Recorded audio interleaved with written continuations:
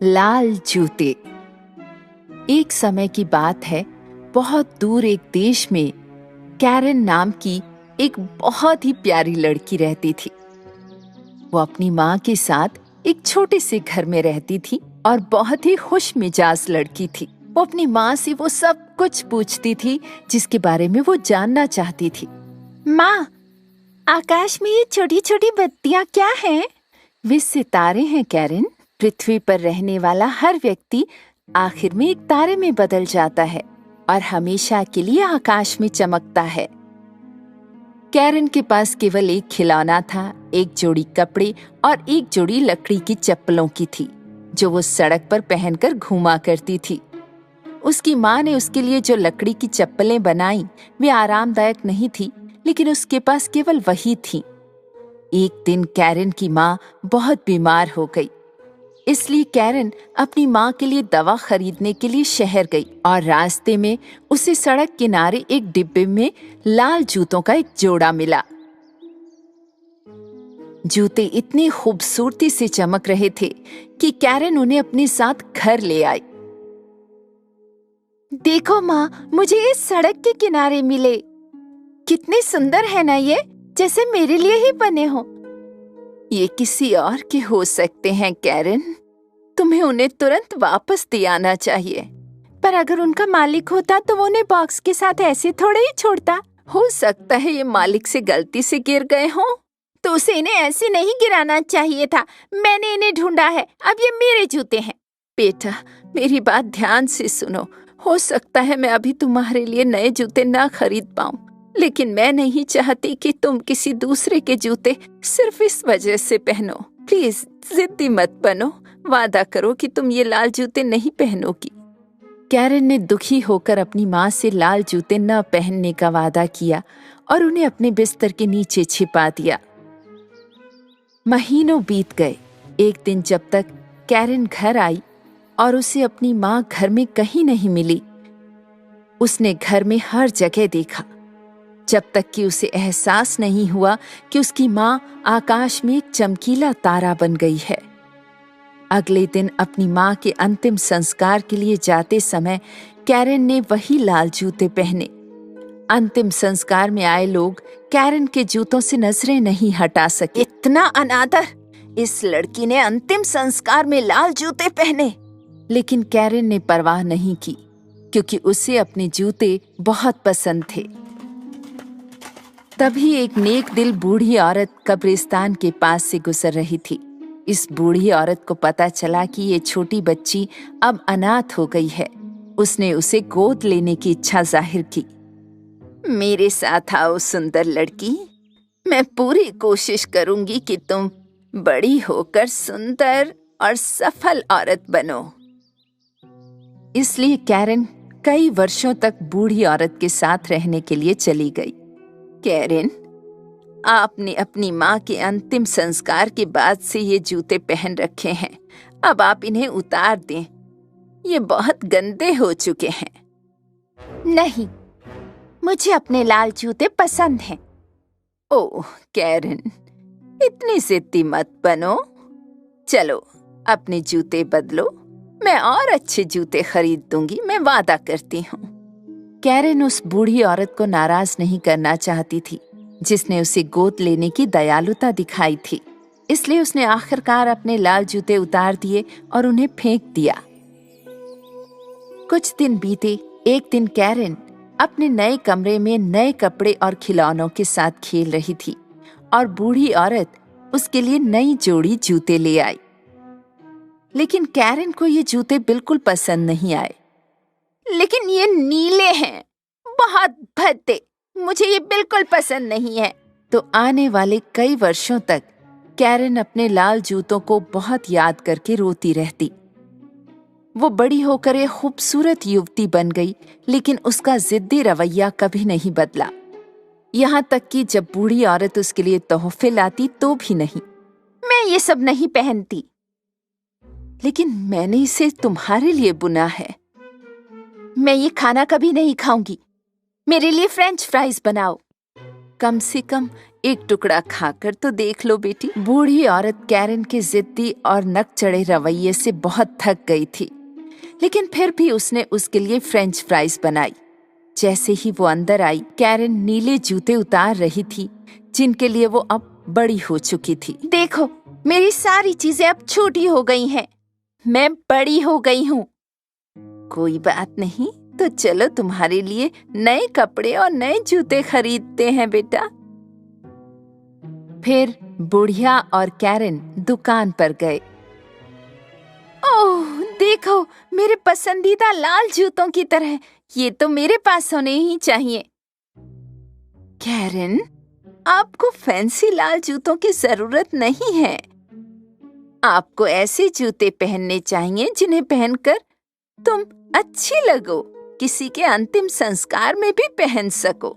मैं तुम्हारे लिए सिर्फ एक जोड़ी जूते खरीद सकती हूँ। चलो उन काले वालों को खरीदते हैं और घर चलते हैं। मुझे परवाह नहीं है। अगर तुम दोनों जोड़ी जूते नहीं खरीदोगी तो मैं आपसे हर जगह नंगे पांव जाऊंगी। ओ छोटी लड़की, काश तुम इतनी जिद्दी ना होती।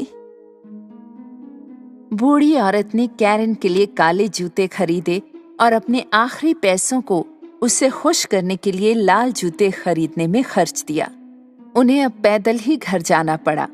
रास्ते में बुढ़िया के पैरों में बहुत दर्द होता रहा और वो बिगड़ी हुई कैरन को सहन नहीं कर पा रही थी। पर कैरन को कोई परवाह नहीं थी। वो अपने नए लाल जूतों के साथ घर गई। एक दिन बुढ़िया ने कैरन से कहा कि उन्हें शहर में एक अंतिम संस्कार में शामिल होना है। कैरन, तुम्हें अपने काले जूते ही पहनने हैं, नहीं तो अंतिम संस्कार में बेइज्जती होगी। कैरन ने अपने कमरे में काले जूतों की ओर देखा और फिर चमकीले लाल जूतों को, और उसने लाल जूते पहनना चुना। जब वे घर से निकले तो उसने उन्हें अपनी स्कर्ट से ढक दिया ताकि बूढ़ी औरत को जूते दिखाई ना दें। हालांकि अंतिम संस्कार में सभी ने कैरन के जूते उसकी स्कर्ट के नीचे चमकते हुए देख लिए थे। उन्होंने अंतिम संस्कार में कैरन के लाल जूतों के बारे में कानाफूसी की कि ऐसे मौके पर ऐसे जूते पहनना कितनी शर्म की बात है। ये बात जब बुढ़िया के कान में पड़ी तो उसे बहुत गुस्सा आया। तुमने मेरी बात नहीं मानी और फिर से लाल जूते पहन लिए। तुम बहुत जिद्दी हो कैरन, कुछ तो अकल की बात करो। हमेशा बेइज्जती करवाती हो। उसी समय वहां से गुजर रहा एक सुंदर नौजवान कैरन की सुंदरता पर मोहित हो गया। वो उसके पास आया और अपने घुटनों के बल बैठ गया और उसे प्रणाम किया। तुम कितनी सुंदर हो और इन जूतों में और भी खूबसूरत लग रही हो। मेरे प्रिय, आप मुझे शर्मिंदा कर रहे हैं। आप बहुत अच्छा नाचती होंगी। मैं आज रात आपको महल की डांस नाइट में आमंत्रित करता हूँ, जरूर आइएगा। राजकुमार की पेशकश की खुशी के साथ कैरन खुशी से नाचने लगी, लेकिन कुछ देर बाद कैरन डांस करना बंद नहीं कर पाई।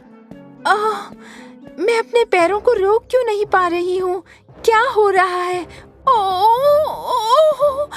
कैरन डांस करते करते बूढ़ी औरत और राजकुमार से दूर चलने लगी। कैरन, वापस आ जाओ। भले ही राजकुमार ने कुछ समय के लिए कैरन का पीछा किया, पर वो बहुत दूर निकल गई। कैरन के लाल जूते कैरन से भी अधिक जिद्दी निकले। वे उसे पहाड़ की चोटी तक ले गए और 3 दिन तक दिन रात उसे नचाते रहे। कैरन के पैरों में इतनी चोटें लग गई थी कि वो पैर रखते हुए भी दर्द से चिल्लाती थी। कीचड़ में फंसने के बावजूद और कांटेदार सुइयां चुभने के बावजूद जूते नाचते रहे। बस हो गया, मैं बहुत थक गई हूँ। मैं आपसे इतनी जिद नहीं करूँगी, मैं वादा करती हूँ। प्लीज रुक जाओ जूतों, प्लीज रुक जाओ। और जब कैरन ने कहा कि वो अपनी सारी जिदें छोड़ देगी, लाल जूते उसके पैरों से कूद गए और कैरन भी जमीन पर गिर गई और लाल जूते उसके बिना भी नाचते रहे। कैरन को एक छड़ी मिली और वो दर्द से लंगड़ाते हुए किसी तरह घर पहुंची। उसकी टांगों में बहुत दर्द हो रहा था। अपना घर देखकर वो खुशी से रोने लगी। बूढ़ी औरत ने दरवाजे पर उसका स्वागत किया। उन्होंने एक दूसरे को गले लगाया। मैं जानती हूँ मैं बहुत जिद्दी लड़की थी, लेकिन मैं वादा करती हूँ अब मैं वैसी नहीं रहूंगी। कैरन की जिद छोड़ने के बाद चीजें बेहतर होने लगीं। एक दिन किसी ने दरवाजा खटखटाया। वो कोई और नहीं, वही युवा और सुंदर राजकुमार था। ओह, तुम यहाँ हो कैरन। मैंने तुम्हें पकड़ने की बहुत कोशिश की, लेकिन तुम बहुत तेज नाचती हो। तुम्हें कैसे कर लेती हो? कैरन सुंदर और नौजवान राजकुमार को देखकर खुश हो गई। उस दिन से दोनों एक दूसरे से प्यार करने लगे। कैरन ने जिद को पीछे छोड़ते हुए एक सुखी और शांतिपूर्ण जीवन व्यतीत किया।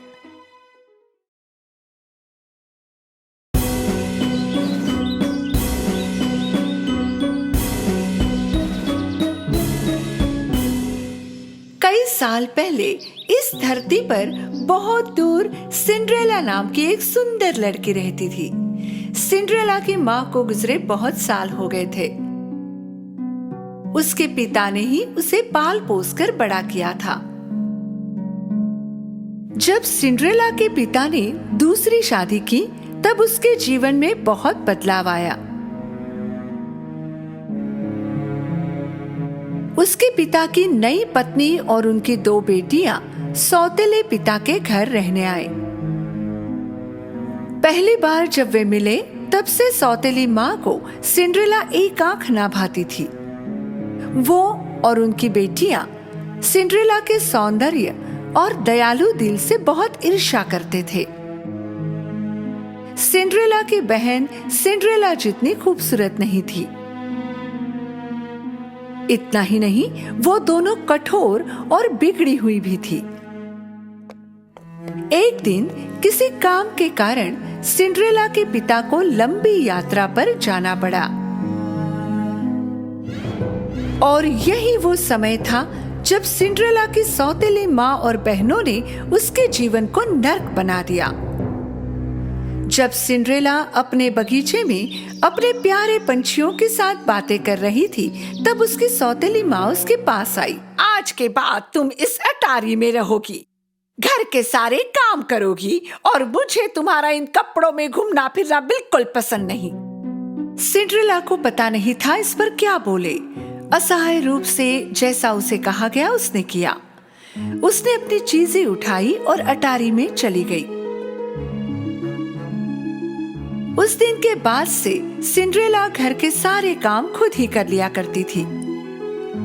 वो बहुत थक जाती, लेकिन ना उसकी सौतेली माँ या उसकी सौतेली बहनों को उसकी दया आई। फर्श को दोबारा ठीक से साफ करो, क्या तुम्हें धूल नहीं दिखाई देती? तुमने अभी तक कपड़े नहीं धोए, मेरे पास पहनने के लिए कुछ नहीं। सिंड्रेला के पास चूहे और खिड़की पर आकर बैठने वाले पंछियों के अलावा कोई दोस्त नहीं था। सर्दी से बचने के लिए रात के समय सिंड्रेला नीचे चिमनी के पास जाकर सेक लेते लेते वहीं पर सो जाती है। ऐसे ही दिन गुजरते गए। एक दिन शहर में राज्य द्वारा एक घोषणा की गई। राजकुमार द्वारा महल में एक पार्टी का आयोजन किया गया है।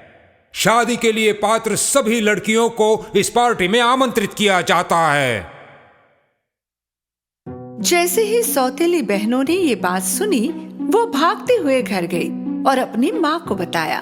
पार्टी में आप दोनों ही सबसे सुंदर होगी। राजकुमार ने आप दोनों में से एक को ही चुनना चाहिए। इस तरह हम सभी महल में रह पाएंगे, है ना माँ? हमें तुम दोनों के लिए गाउन और जूते खरीदने होंगे। चलो खरीदारी करने जाते हैं। सौतेली माँ और बहनें बाहर चली गई। वहां खड़ी होकर ये बातें सुनने वाली सिंड्रेला उदास हो गई। कई दिन तैयारियां चल रही थी। सौतेली बहनों के गाउन सिलकर आ गए थे। हर दिन वो दोनों दर्पण के सामने खड़ी रहती और खुद को बताती, हम ही पार्टी में सबसे सुंदर लड़कियां होंगी।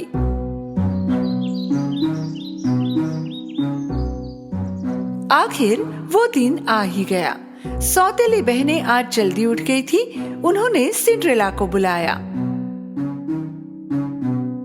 सिंड्रेला, सिंड्रेला, जल्दी यहाँ आओ। कहाँ हो तुम? जल्दी से हमारे स्लाद की तैयारी करो। पूरे दिन सिंड्रेला ने बहनों को तैयार होने में मदद की। जरा धीरे धीरे ब्रश करो, सारे बाल निकाल दोगी क्या? शाम तक दोनों पार्टी के लिए तैयार हो गई। तुम दोनों सुंदर दिख रही हो, बहुत सुंदर।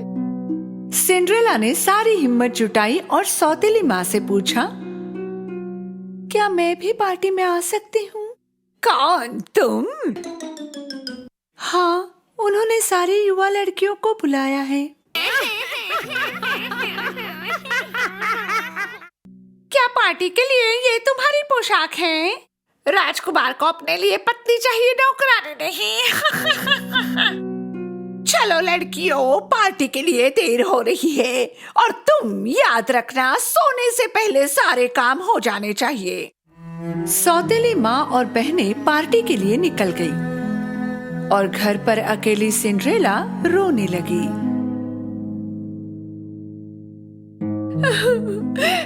मैं पार्टी में क्यों नहीं जा सकती? अगर आज मेरे माता पिता यहाँ होते तो ये सब नहीं होता। उसी समय एक उज्जवल प्रकाश दिखाई दिया। पहले सिंड्रेला समझ नहीं पाई कि वो क्या था। वो प्रकाश को एकटक देखी जा रही थी और अचानक प्रकाश के बीचों बीच एक खूबसूरत परी दिखाई दी। मेरी प्यारी सिंड्रेला, रो मत, तुम भी महल में पार्टी में जाओगी। सिंड्रेला को उसकी आंखों पर विश्वास नहीं हुआ। उसने हड़बड़ाकर पूछा, क्या मैं जा सकती हूँ? मेरी हालत तो देखो। चिंता मत करो, मैं हूं ना तुम्हारी मदद के लिए। मुझे एक कद्दू और 7 चूहे ला कर दो। सिंड्रेला को समझ नहीं आ रहा था कि उन्हें ये चीजें क्यों चाहिए, पर उसने वही किया जो उसे कहा गया। पहले वो रसोई घर में गई और बड़ा सा कद्दू ले आई। फिर वो अटारी में गई और अपने चूहे दोस्तों को लेकर फिर से नीचे आई। परी ने अपनी जादुई छड़ी से कद्दू को एक सुंदर बग्गी में बदल दिया। फिर वो चूहों की तरफ मुड़ी। उनमें से एक ड्राइवर बन गया और बाकी 6 सुंदर सफेद घोड़ों में बदल गए।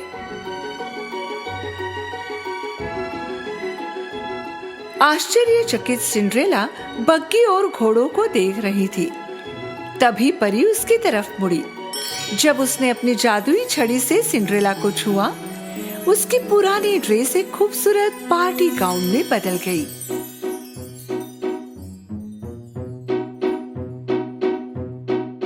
और उसके पैरों की चप्पल सुंदर कांच के जूते में बदल गए। मैं राजकुमारी की तरह दिख रही हूँ। अब पार्टी में जाने का समय हो गया है, पर भूलना मत, जैसे ही घड़ी में 12 बजते हैं तुम घर चले आना, क्योंकि उसके बाद तुम पहले जैसी हो जाओगी। सिंड्रेला ने परी को बहुत ध्यान से सुना। फिर वो बग्गी में बैठी और महल की ओर चल पड़ी। उसकी खूबसूरत बग्गी महल के सामने जाकर रुक गई। जब सिंड्रेला ने भव्य दरवाजों से महल में प्रवेश किया, सबकी आंखें उसे ही देख रही थी। वो बहुत सुंदर और खानदानी लग रही थी। उसकी सौतेली माँ और सौतेली बहनें भी इस सुंदर महिला को देखती रह गई थी। वे उसे पहचान भी नहीं पाई थी। अचानक सीढ़ियों पर राजकुमार दिखाई दिया। सिंड्रेला सच में पार्टी में उपस्थित सभी लड़कियों में सुंदर लग रही थी। राजकुमार को पहले ही नजर में इस खूबसूरत लड़की से प्यार हो गया। सभी उसे उत्सुकता से देख रहे थे। वो धीरे धीरे आगे की तरफ बढ़ता गया। सौतेली बहनें बहुत खुश हो गई कि राजकुमार उन्हीं की तरफ आ रहा है। आओ, वो मेरे पास आ रहा है। नहीं, वो मेरे पास आ रहा है। पर राजकुमार आगे बढ़ा और सिंड्रेला के सामने जाकर रुक गया। हे सुंदर युवती, क्या तुम मेरे साथ नृत्य करना पसंद करोगी? सिंड्रेला ने विनम्रता से हाँ कहा। राजकुमार और सिंड्रेला ने उत्सुकता से देख रहे आमंत्रितों के बीच नृत्य करना शुरू किया।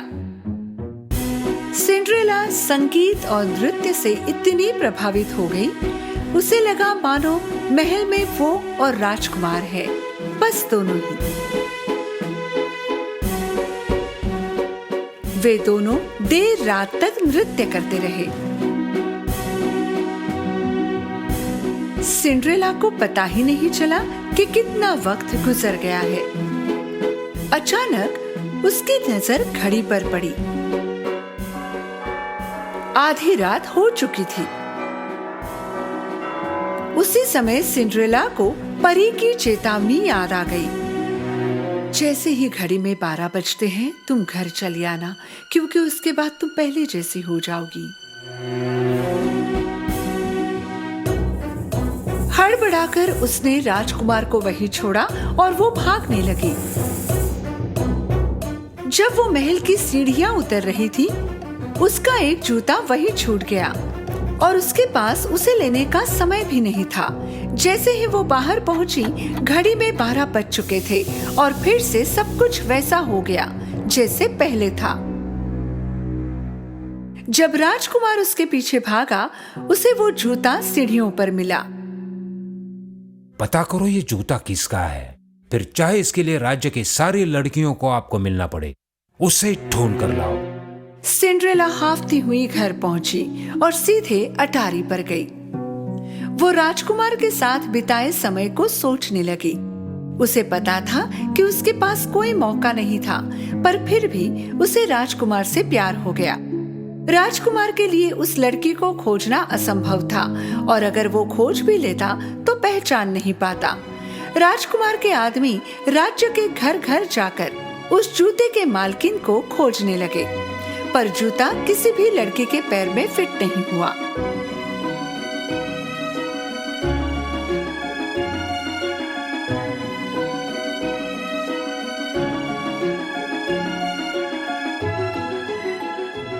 अंत में राजकुमार के आदमी सिंड्रेला के घर पहुंचे। सिंड्रेला राजकुमार की गाड़ी को घर के सामने देखकर बहुत खुश हो गई। जैसे ही सिंड्रेला कमरे के बाहर जाने लगी, उसकी सौतेली माँ दरवाजे पर दिखाई दी। तू कहाँ चल दी? तुम भी जूता पहनने की कोशिश करना चाहती हो?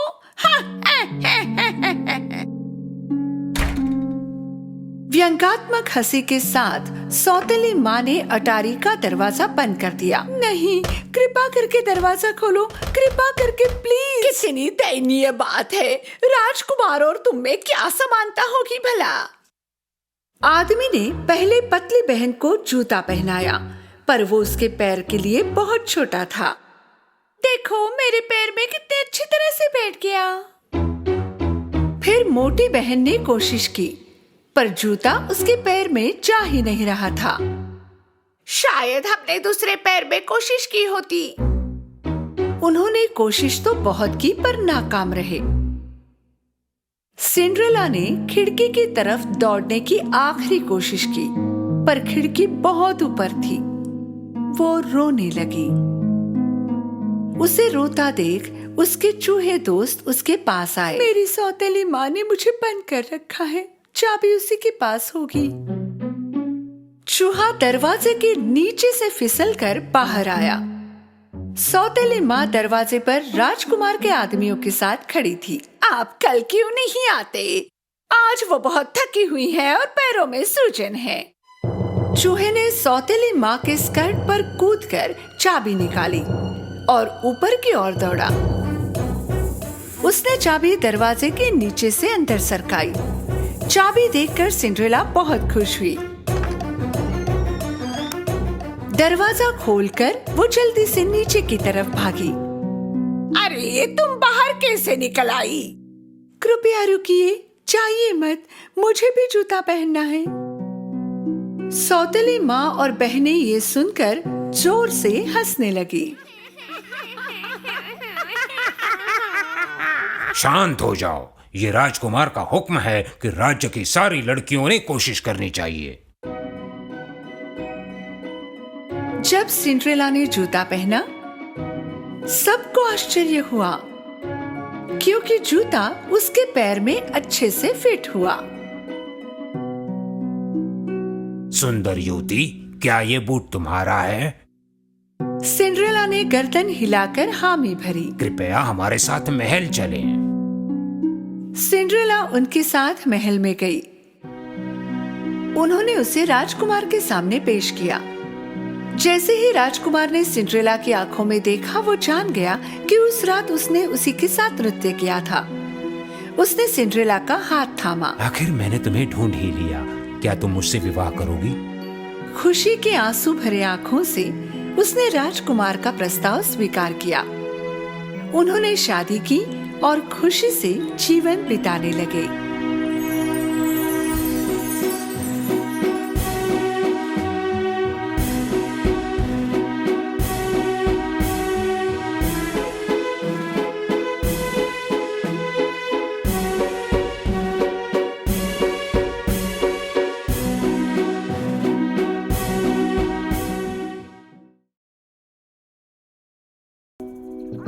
नन्ही जलपरी और अदृश्य मछली।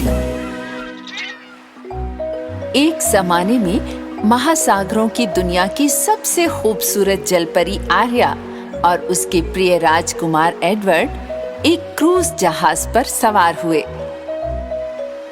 और दूर समुद्र के लिए रवाना हुए। उनकी यात्रा इतनी प्यारी थी कि सुबह की सूरज की सुंदरता ने सभी को मोहित कर लिया। मेरे राजकुमार, मैं अपना बाकी का जीवन तुम्हारे साथ यूं ही यात्रा करते हुए गुजार सकती हूँ। एडवर्ड और आर्या ने अपने देखे हुए हर एक द्वीप से मौसमी फल चुने।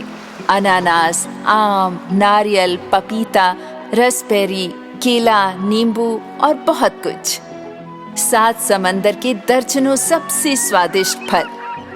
जब वे अपने महल में लौटे तो वे इन फलों को अपने राज्य के लोगों को भेंट करने जा रहे थे।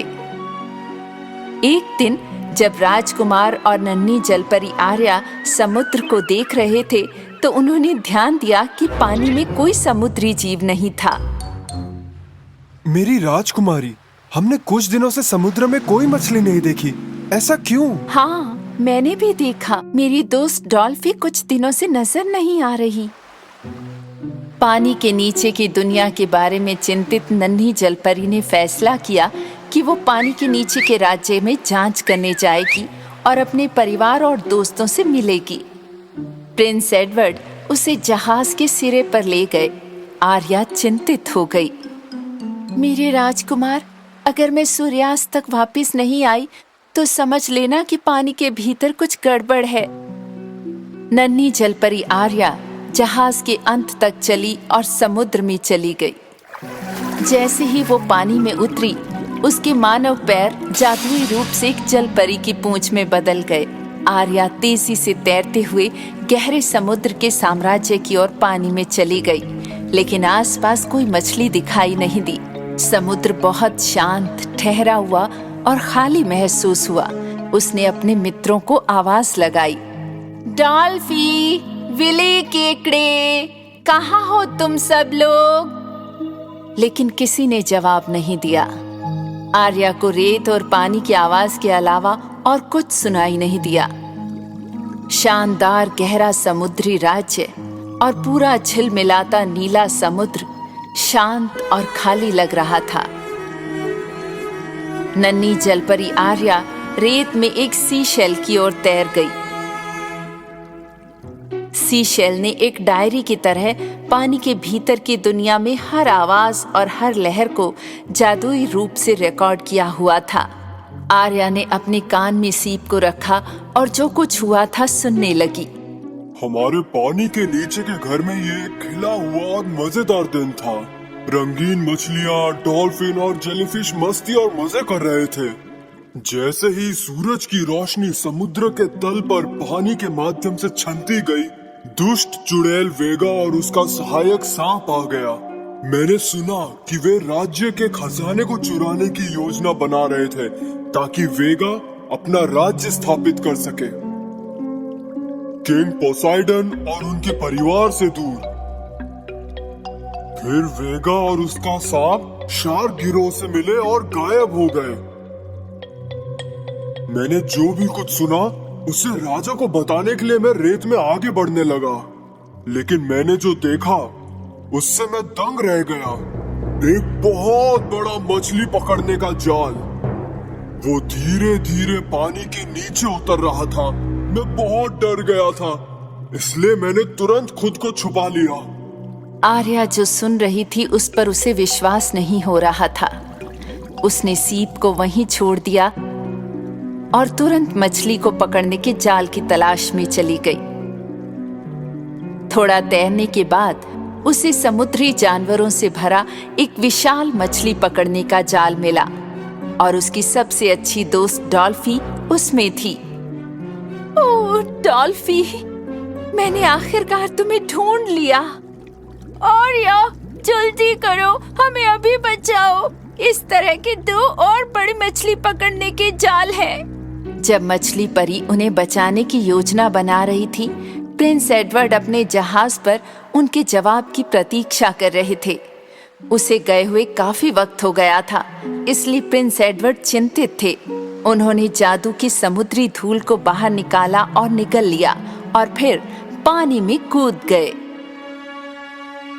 जैसे ही राजकुमार पानी में गया, राजकुमार के मानव पैर पूंछ में बदल गए और वो आर्या को खोजने के लिए पूरी ताकत से तैरने लगा।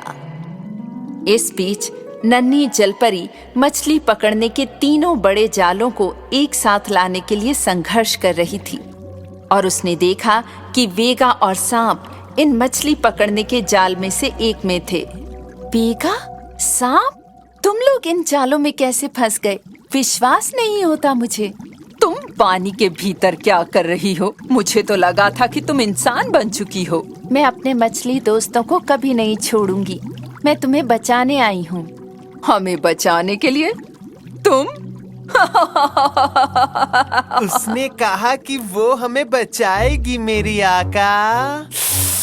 उसने ऐसा कहा? तुमने नहीं सुना सांप? आपकी सारी बाहें जाल में फंस गई हैं वेगा। आप मदद के बिना नहीं निकल पाएंगी। ऐसा तुम सोचती हो। दुष्ट समुद्री चुड़ैल को घमंड था। उसने बिना किसी मदद के मुक्त होने की कोशिश की, लेकिन वो सफल नहीं हुई। सांप, मेरी मदद करो। मेरा चौथा हाथ जल्दी खींचो। मेरी आका। अपने दोनों सिरों का प्रयोग कर मूर्ख। मैं ये नहीं कर सकता मेरी आका। वेगा, रुको, आप इसे और भी खराब कर रही हैं। जब जलपरी ने वेगा को चेतावनी देने की कोशिश की तो मछुआरों ने ऊपर से एक और जाल फेंका और दुर्भाग्य से जलपरी भी इस जाल में फंस गई। मैं फंस गई। नहीं, मुझे और जाल देखने चाहिए थे। ओह नहीं। हिलो मत आर्या, तुम और अधिक फंसने वाली हो।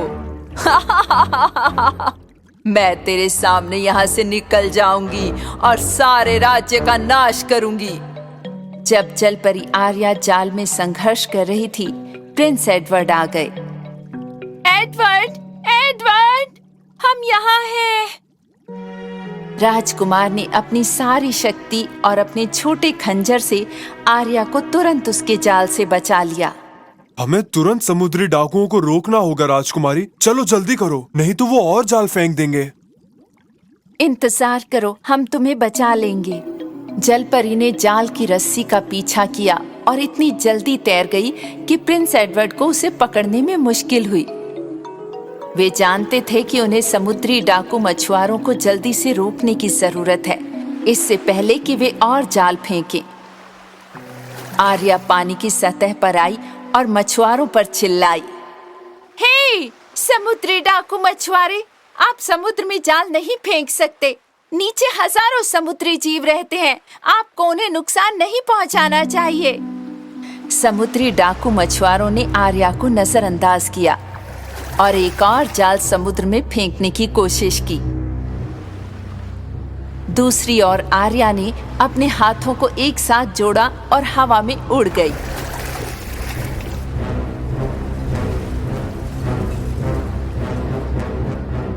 समुद्री लुटेरों ने जब जल परी को देखा तो वे डर गए और हैरान रह गए। समुद्र पर आर्या की जादुई शक्ति ने विशाल लहरें और तेज हवाएं बनाई और समुद्री डाकू मछुआरों के जहाज को उनके जाल और पानी के नीचे के साम्राज्य से बहुत दूर भेज दिया। दूर, बहुत दूर।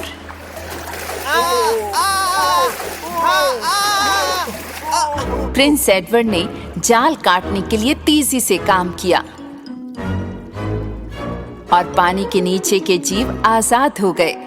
बेशक कुछ दुष्ट जीव थे जो तुरंत भाग गए और उन्होंने राजकुमार और आर्या को धन्यवाद तक नहीं कहा। भले ही वेगा बच गई थी, तो भी वो गुस्से में थी कि जल परी आर्या ने उसे बचाया। मेरी आका, नन्ही मछली परी ने सच में हमें बचाया है ना? चाहे हम उसकी वजह से बच गए होंगे सांप, लेकिन ये मेरे मिशन को कभी नहीं बदलेगा। मैं उस राज्य को नष्ट करके रहूंगी और सारा खजाना मेरा हो जाएगा। नन्ही मछली परी के मछली मित्रों ने उसे और राजकुमार को बचाने के लिए धन्यवाद दिया। हम हमेशा पानी के नीचे की दुनिया की रक्षा करेंगे, चिंता न करो। और समुद्री जीवों ने आर्या और एडवर्ड के जहाज की हमेशा के लिए रक्षा करने का वादा किया और एक बार फिर समुद्र के जीव गहरे नीले पानी में आजादी से तैरने लगे। आर्या और राजकुमार के अच्छे दिलों और साहस के लिए धन्यवाद।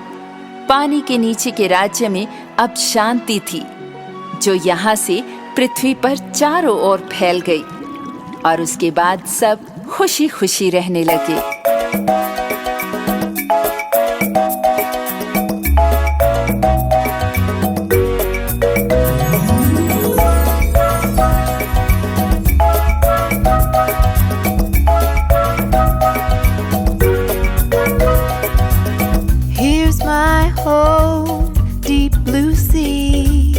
Everything is fun, friends with me. The king called me the little mermaid, the very best daughter of the king of the sea. Just look around, you will see the joy, a beautiful life and the ocean roar. Just look around, you will see the joy, a beautiful life and the ocean roar.